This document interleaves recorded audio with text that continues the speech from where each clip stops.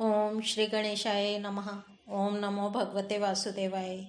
श्रीमद् भागवत में दशम स्कंद 14वें अध्याय का शेष भाग प्रारंभ करते हैं। जो लोग अज्ञानवश आपके स्वरूप को नहीं जानते, उन्हीं को आप प्रकृति में स्थित जीव के रूप से प्रतीत होते हैं और उन पर अपनी माया का पर्दा डालकर सृष्टि के समय मेरे अर्थात ब्रह्मा रूप से, पालन के समय अपने अर्थात विष्णु रूप से और संहार के समय रुद्र के रूप में प्रतीत होते हैं। प्रभो, आप सारे जगत के स्वामी और विधाता हैं। अजन्मा होने पर भी आप देवता, ऋषि, मनुष्य, पशु पक्षी और जलचर आदि योनियों में अवतार ग्रहण करते हैं, इसलिए कि इन रूपों के द्वारा दुष्ट पुरुषों का घमंड तोड़ दें और सत्पुरुषों पर अनुग्रह करें। भगवान, आप अनंत परमात्मा और योगेश्वर हैं। जिस समय आप अपनी योग माया का विस्तार करके लीला करने लगते हैं, उस समय त्रिलोकी में ऐसा कौन है जो यह जान सके कि आपकी लीला कहाँ, किस लिए, कब और कितनी होती है। इसलिए यह संपूर्ण जगत स्वप्न के समान असत्य, अज्ञान रूप और दुख पर दुख देने वाला है। आप परमानंद, परम ज्ञान स्वरूप एवं अनंत है। यह माया से उत्पन्न एवं विलीन होने पर भी आप में आपकी सत्ता से सत्य के समान प्रतीत होता है। प्रभो, आप ही एकमात्र सत्य हैं, क्योंकि आप सबके आत्मा जो हैं। आप पुराण पुरुष होने के कारण समस्त जन्मादि विकारों से रहित हैं। आप स्वयं प्रकाश हैं, इसलिए देश, काल और वस्तु जो पर प्रकाश हैं, किसी प्रकार आपको सीमित नहीं कर सकते। आप उनके भी आदि प्रकाशक हैं। आप अविनाशी होने के कारण नित्य हैं। आपका आनंद अखंडित है। आप में ना तो किसी प्रकार का मल है और न अभाव। आप पूर्ण एक हैं। समस्त उपाधियों से मुक्त होने के कारण आप अमृत स्वरूप हैं। आपका यह ऐसा स्वरूप समस्त जीवों का ही अपना स्वरूप है, जो गुरु रूप सूर्य से तत्व ज्ञान रूप दिव्य दृष्टि से प्राप्त करके उससे आपको अपने स्वरूप के रूप में साक्षात्कार कर लेते हैं। वे इस झूठे संसार सागर को मानो पार कर जाते हैं। संसार सागर के झूठा होने के कारण इसे पार जाना भी अविचार दशा की दृष्टि से ही है। जो पुरुष परमात्मा को आत्मा के रूप में नहीं जानते, उन्हें उस अज्ञान के कारण ही इस नाम रूपात्मक निखिल प्रपंच की उत्पत्ति का भ्रम हो जाता है, किंतु ज्ञान होते ही इसका आत्यांतिक प्रलय हो जाता है। जैसे रस्सी में भ्रम के कारण ही सांप की प्रतीति होती है और भ्रम के निवृत्त होते ही उसकी निवृत्ति हो जाती है। संसार संबंधी बंधन और उससे मोक्ष, ये दोनों ही नाम अज्ञान से कल्पित हैं। वास्तव में ये अज्ञान के ही दो नाम हैं। ये सत्य और ज्ञान स्वरूप परमात्मा से भिन्न अस्तित्व नहीं रखते। जैसे सूर्य में दिन और रात का भेद नहीं है, वैसे ही विचार करने पर अखंड चित स्वरूप केवल शुद्ध आत्म तत्व में ना बंधन है और ना तो मोक्ष। भगवान, कितने आश्चर्य की बात है कि आप हैं और आपने आत्मा, पर लोग आपको पराया मानते हैं और शरीर आदि हैं पराये, किंतु उनको आत्मा मान बैठते हैं और इसके बाद आपको कहीं अलग ढूंढने लगते हैं। भला अज्ञानी जीवों का यह कितना बड़ा अज्ञान है। हे अनंत, आप तो सबके अंतःकरण में ही विराजमान हैं। इसलिए संत लोग आपके अतिरिक्त जो कुछ प्रतीत हो रहा है, उसका परित्याग करते हुए अपने भीतर ही आपको ढूंढते हैं। क्योंकि यद्यपि रस्सी में सांप नहीं है, फिर भी उस प्रतीयमान सांप को मिथ्या निश्चय किए बिना भला कोई सत्पुरुष सच्ची रस्सी को कैसे जान सकता है। अपने भक्तजनों के हृदय में स्वयं स्फुरित होने वाले भगवान, आपके ज्ञान का स्वरूप और महिमा ऐसी ही है, उससे अज्ञान कल्पित जगत का नाश हो जाता है। फिर भी जो पुरुष आपके युगल चरण कमलों का तनिक सा भी कृपा प्रसाद प्राप्त कर लेता है, उससे अनुग्रहित हो जाता है, वही आपकी सच्चिदानंदमयी महिमा का तत्व जान सकता है।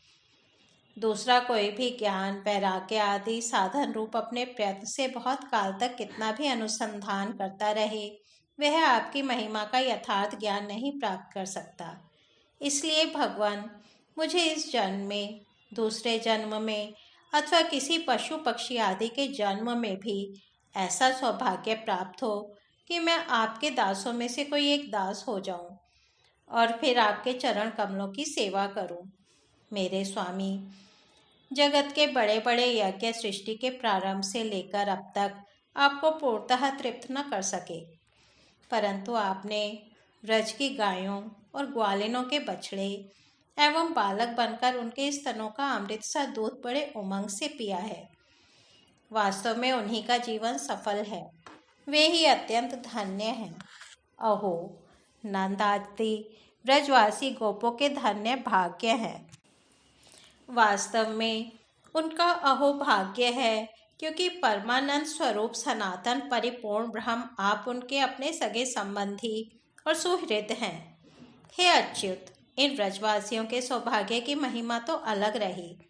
मन आदि 11 इंद्रियों के अधिष्ठात्री देवता के रूप में रहने वाले महादेव आदि हम लोग बड़े ही भाग्यवान हैं, क्योंकि इन ब्रजवासियों की मन आदि 11 इंद्रियों को प्याले बनाकर हम आपके चरण कमलों का अमृत से भी मीठा, मदिरा से भी मादक, मधुर मकरंद रस पान करते रहते हैं।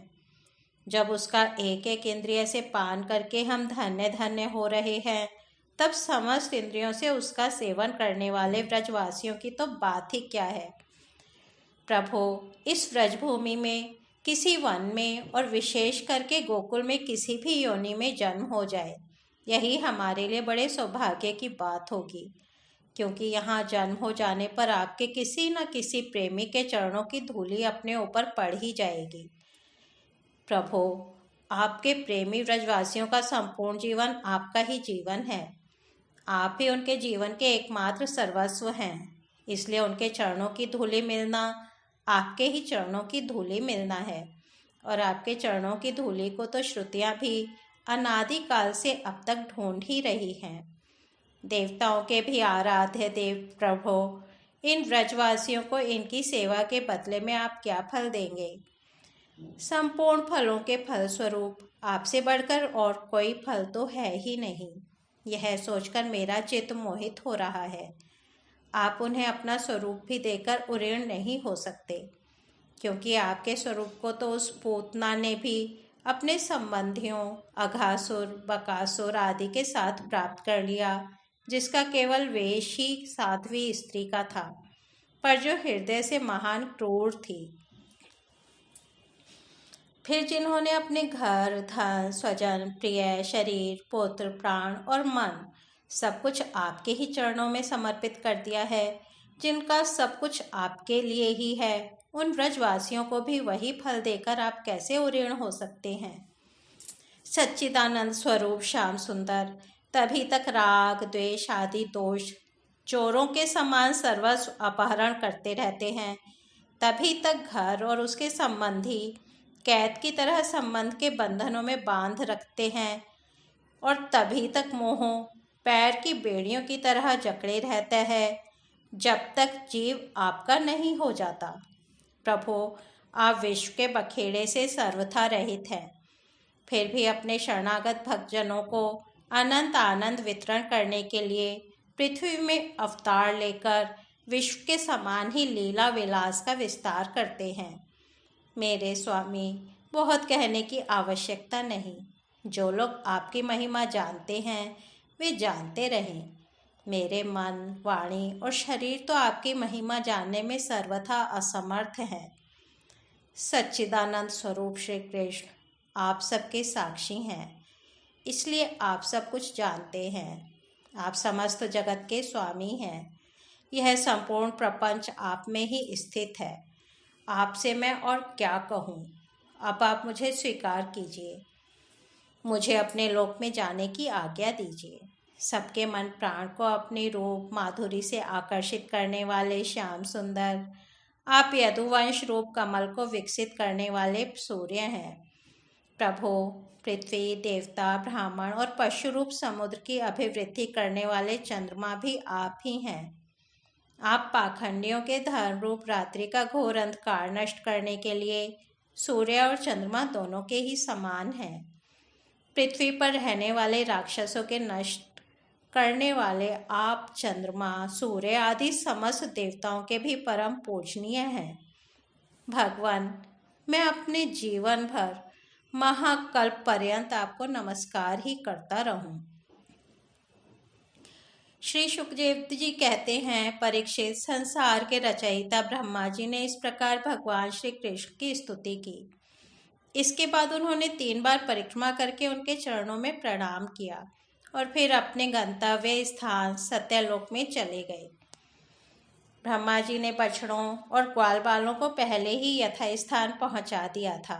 भगवान श्री कृष्ण ने ब्रह्मा जी को विदा कर दिया और बछड़ों को लेकर यमुना जी के पुलिन पर आए, जहां वे अपने सखा ग्वाल बालों को पहले छोड़ गए थे।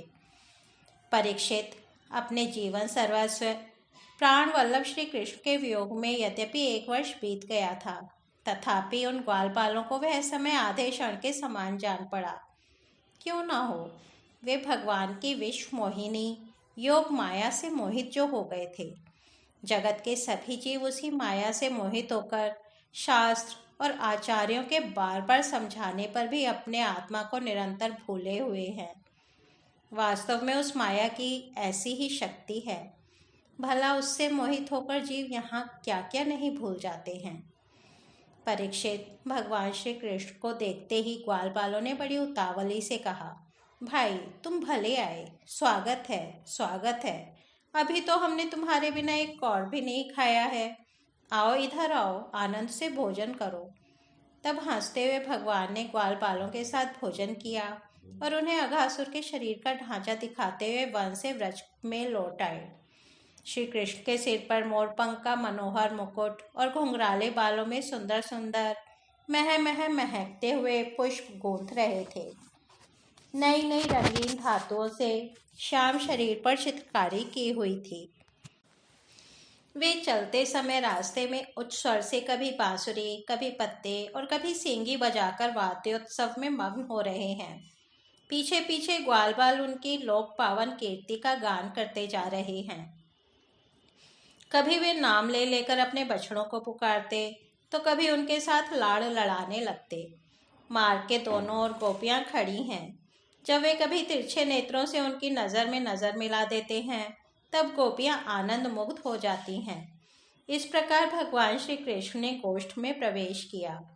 परीक्षित, उसी दिन बालकों ने व्रज में जाकर कहा कि आज यशोदा मैया के लाडले नंद नंदन ने वन में एक बड़ा भारी अजगर मार डाला है और उससे हम लोगों की रक्षा की है। राजा परीक्षित ने कहा, ब्राह्मण, व्रजवासियों के लिए श्री कृष्ण अपने पुत्र नहीं थे, दूसरे के पुत्र थे। फिर उनका श्री कृष्ण के प्रति इतना प्रेम कैसे हुआ?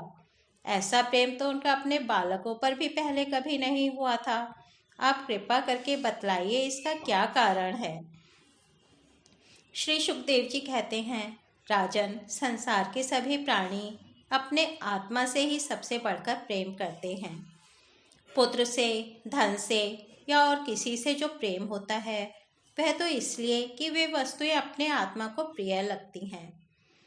राजेंद्र, यही कारण है कि सभी प्राणियों का अपने आत्मा के प्रति जैसा प्रेम होता है, वैसा अपने कहलाने वाले पुत्र, धन और ग्रह आदि में नहीं होता। नृपश्रेष्ठ, जो लोग देह को ही आत्मा मानते हैं, वे भी अपने शरीर से जितना प्रेम करते हैं, उतना प्रेम शरीर के संबंधी पुत्र, मित्र आदि से नहीं करते। जब विचार के द्वारा यह मालूम हो जाता है कि यह शरीर मैं नहीं हूँ, यह शरीर मेरा है, तब इस शरीर से भी आत्मा के समान प्रेम नहीं रहता। यही कारण है कि इस देह के जीर्ण शीर्ण हो जाने पर भी जीने की आशा प्रबल रूप से बनी रहती है।